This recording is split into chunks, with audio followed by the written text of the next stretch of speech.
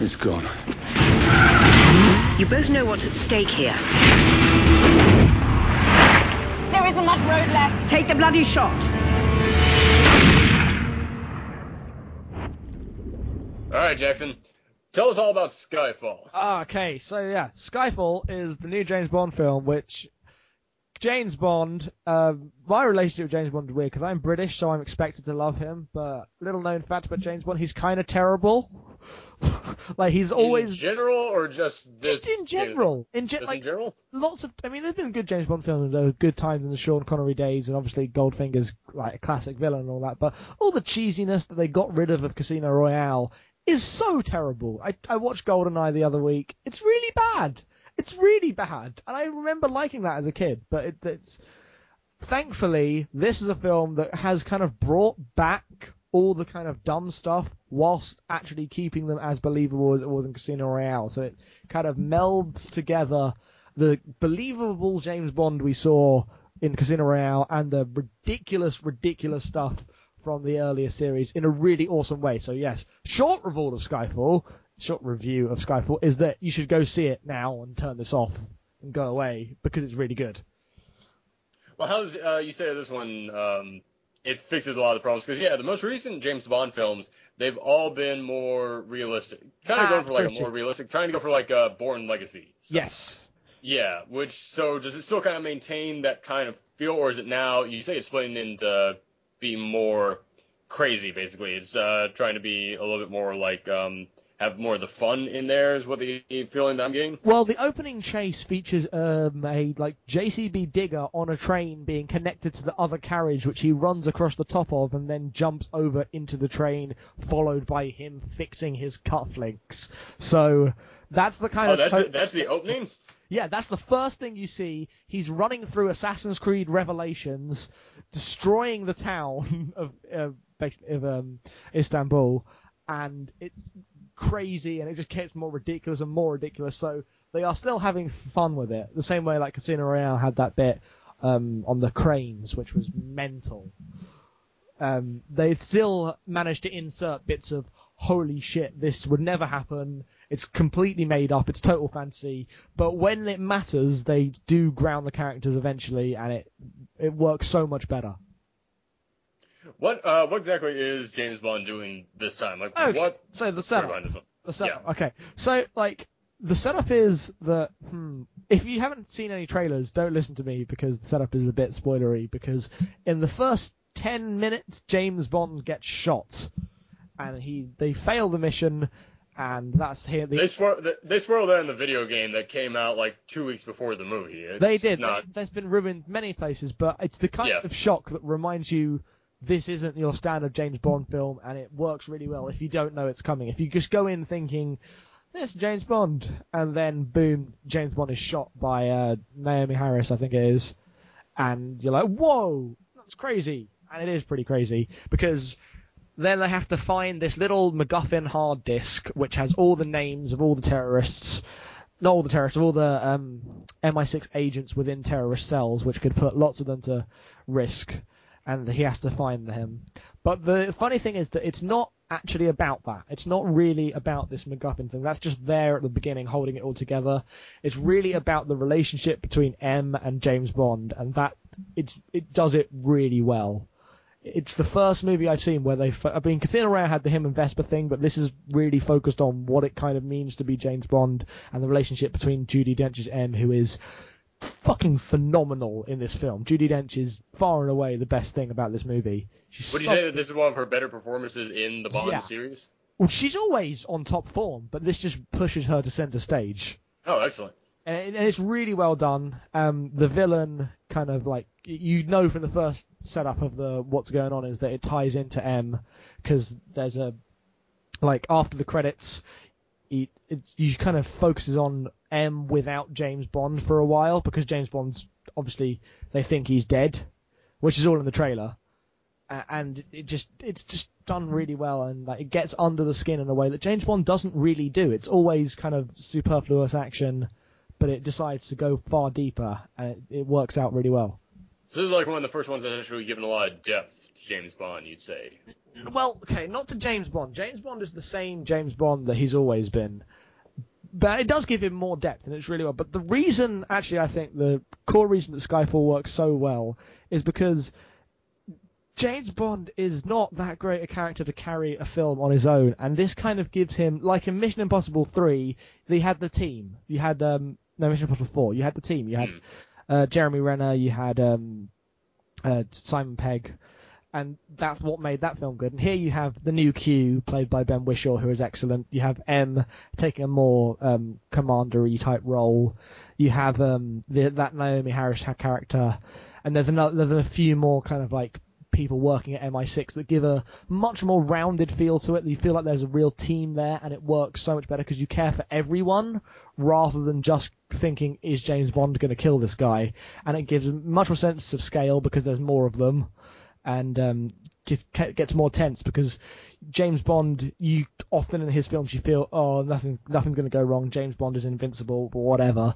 But when you've got all these people who, like, some of them are brand new characters to this film, it kind of changes the rules a little bit and makes the action scenes more tense and kind of makes you feel for the team and also the country a lot more, because the Skyfall, a lot of it is set in the UK, and as someone who lives in the UK and lives in London, it's excellent for me because they blow up my place I used to work. Car chase on the bridge that I walked to work.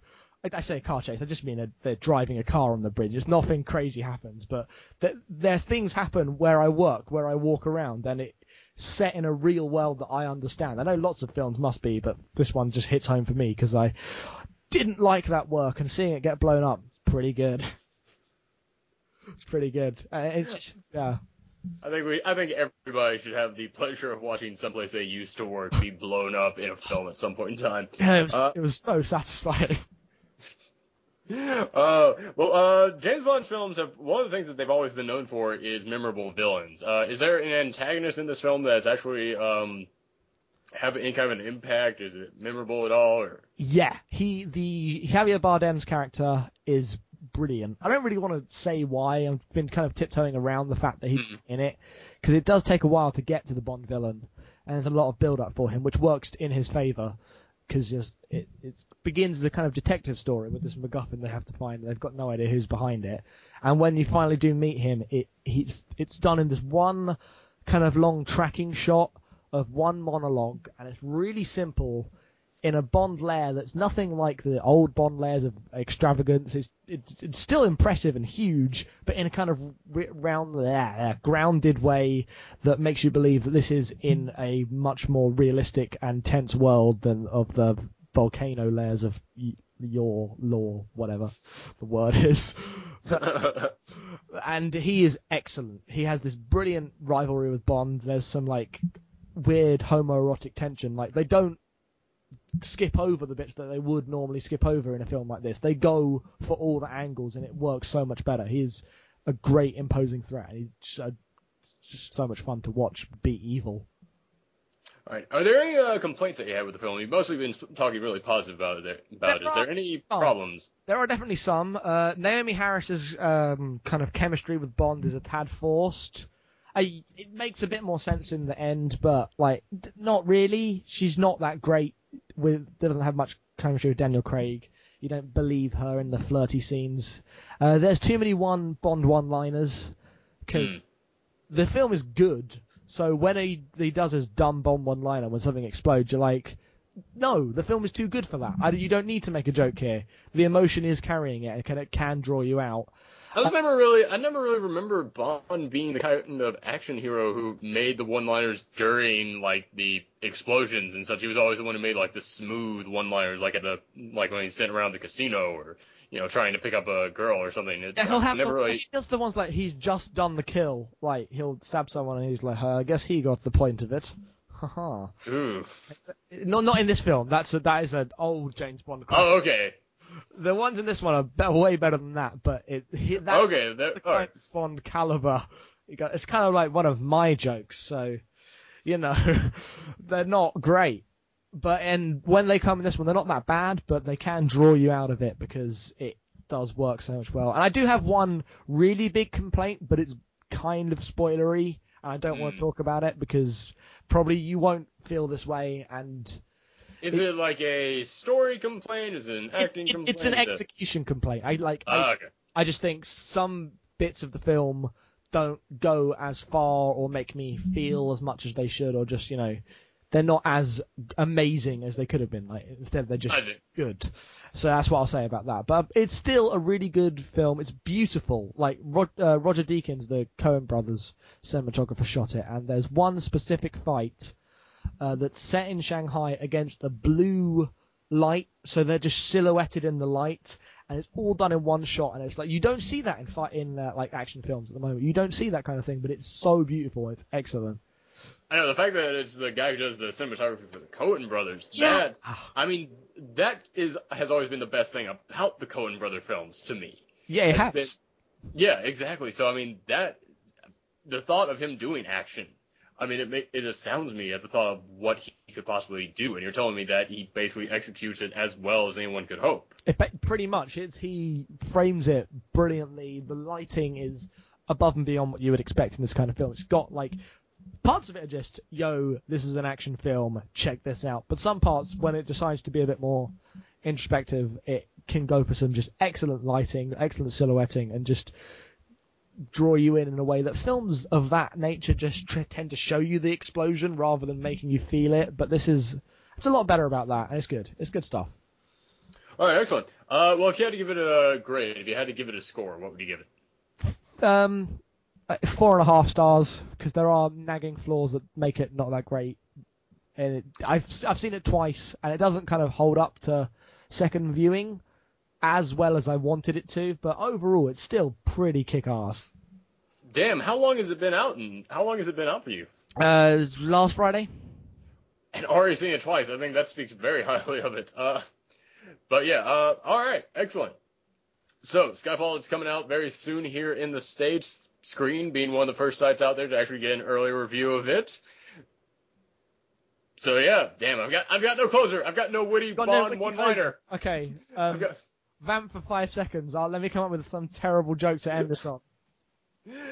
So, maybe turn this podcast off and we'll leave you with a quantum of solace. I am going to kill myself. That's as good as it's going to get, isn't it? All right. It's so bad. That might be one of the worst sentences that's ever uttered across my lips. And I've done some pretty bad sentences. It's rare that we end a review with someone sarcastically slow clapping themselves off stage. Everybody needs a hobby. So what's yours? Resurrection.